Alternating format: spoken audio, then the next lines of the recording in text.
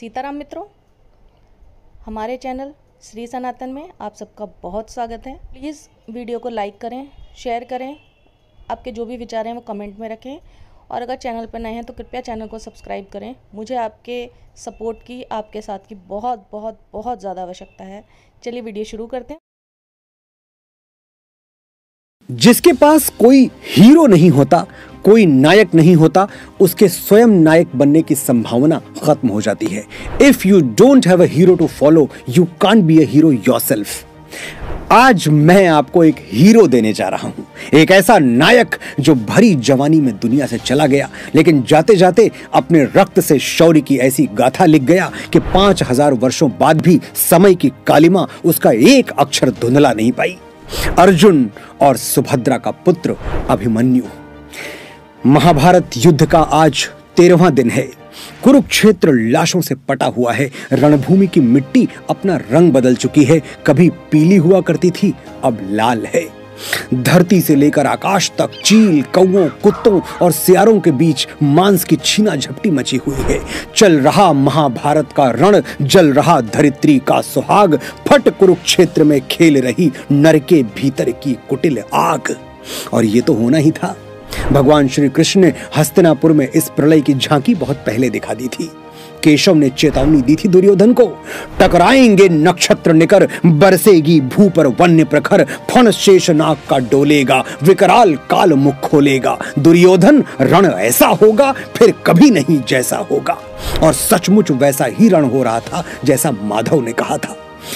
आज गुरु द्रोण ये निश्चित करके आए थे कि यही 13वां दिन महाभारत का अंतिम दिन होगा, क्योंकि आज युधिष्ठिर को वो अपने चक्रव्यूह में घेर लेंगे और उनको बचाने के प्रयास में उसी चक्रव्यूह में घिर के 5 पांडव मारे जाएंगे। ललकार दिया उन्होंने पांडवों को, फूंक दिया चक्रव्यूह आक्रमण का शंख। और ये सब बड़ी सोची समझी रणनीति के साथ किया जा रहा था। योजना के अनुसार सुशर्मा अर्जुन को ललकारते हुए युद्ध मैदान से बहुत दूर लेकर चला गया और इधर द्रोणाचार्य ने चक्रव्यूह का शंखनाद कर दिया। दोनों घटनाएं एक साथ हुई। अब पांडवों के सामने अचानक 2 समस्याएं आ खड़ी हुई। पहली, किसी भी तरह से युधिष्ठिर को बचाना है, क्योंकि युद्ध मैदान में अगर युधिष्ठिर की मृत्यु हुई या उन्हें बंदी बनाया गया तो पांडव युद्ध, प्रतिष्ठा और प्राण तीनों से जाएंगे। दूसरी समस्या, पांडव खेमे में चक्रव्यूह तोड़ने की विद्या सिर्फ और सिर्फ अर्जुन को पता है और अर्जुन तो है ही नहीं। ऐसे में चक्रव्यूह की चुनौती स्वीकारेगा कौन? संकट की यह घड़ी इतनी बड़ी थी कि पांडवों को सिर्फ परमेश्वर ही बचा सकते थे। पांडव युधिष्ठिर को बचाने और अर्जुन को बुलाने की युक्ति सोच ही रहे थे कि महाभारत के उस मैदान में 16 साल के एक लड़के का प्रवेश होता है, जिसे देखते ही पांडवों के चेहरे चमक उठते हैं। उस महायोद्धा का नाम था अभिमन्यु। अभिमन्यु यानी जिसमें क्रोध भी है और शौर्य भी। अभिमन्यु यानी जिसमें आत्मसम्मान भी है और राष्ट्र अभिमान भी।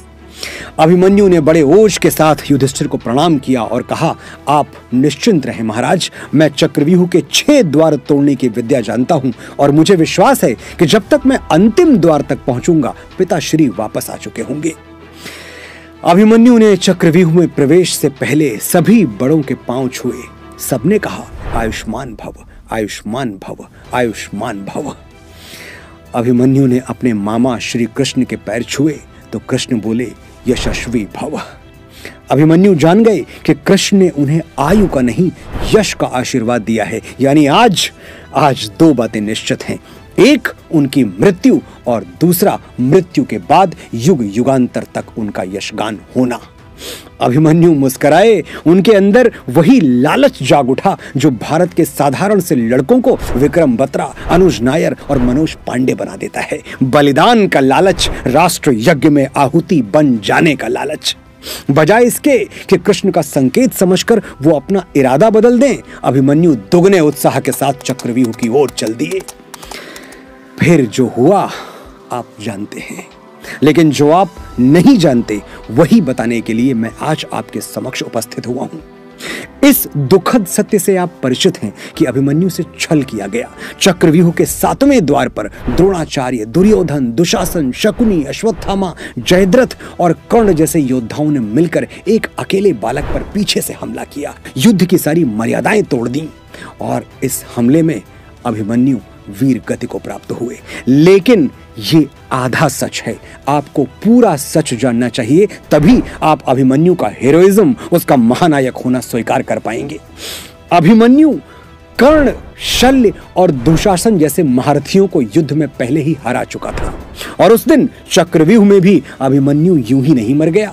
धरा पर गिरने से पहले उस चंद्रमा पुत्र ने ऐसे ऐसे बाहुबलियों को धराशायी किया जो एक दिन में महाभारत युद्ध की बाजी पलट सकते थे। गिनिए किस किस को मार के मरा हमारा अभिमन्यु।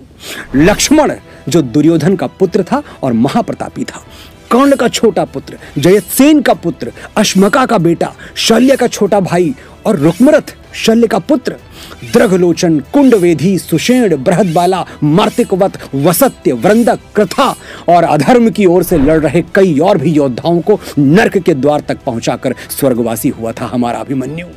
तो आज के बाद जब भी आप अभिमन्यु को याद करें, सिर्फ उसकी वीर गति के लिए नहीं, उसके पराक्रम के लिए भी याद कीजिएगा। संभव है कि अभिमन्यु होता तो महाभारत का युद्ध 18 दिनों तक चलता ही नहीं, धर्म की पताका कई दिवस पहले ही कुरुक्षेत्र पर लहरा दी गई होती।